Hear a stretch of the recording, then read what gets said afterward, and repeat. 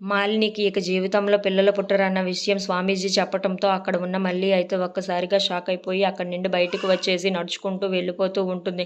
ఇంతలో అక్కడ ఉన్న మల్లిని మాలిని చూసి మళ్ళీ మళ్ళీ అని చెప్పేసి అయితే పిలుస్తూ ఉంటుంది. ఆ మాటలు పట్టించుకోకుండా అయితే అక్కడ ఉన్న మల్లి నడుచుకుంటూ వెళ్ళిపోతూ ఉంటుంది. ఇంతలో అక్కడ ఉన్న మల్లికి కళ్ళు తిరగటంతో కింద పడిపోతూ ఉంటుంది. అది చూసిన మాలిని అయితే మళ్ళీ మళ్ళీ అని చెప్పేసి అయితే పిలుస్తూ ఉంటుంది.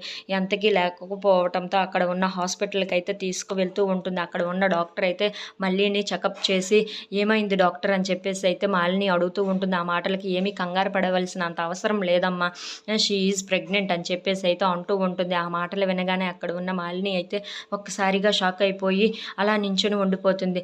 అవును, మీరు ఏమీ కంగారు పడిన అవసరం లేదు, గుడ్ న్యూసే కదా, షీ ఈజ్ ప్రెగ్నెంట్ అని చెప్పేసి అయితే అంటూ ఉంటుంది.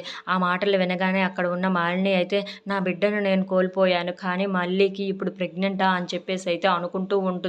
ఇప్పుడు ఏమవుతుందో ఏమో అని చెప్పేసి అయితే అనుకుంటూ ఉంటుంది. ఇంతలో అక్కడ ఉన్న మల్లి అయితే అలా బెడ్ మీద ఉండటంతో మాలిని అక్కడికి వెళ్దామా వద్దా అని చెప్పేసి అయితే ఆలోచిస్తూ ఉంటుంది. నా బిడ్డను కోల్పోయిన నేను ఇప్పుడు మల్లికి బిడ్డను ఇప్పుడు కంటుందా అని చెప్పేసి అయితే చాలా కోపంగా అనుకుంటూ ఉంటుంది. If you like this video please like, share and subscribe friends.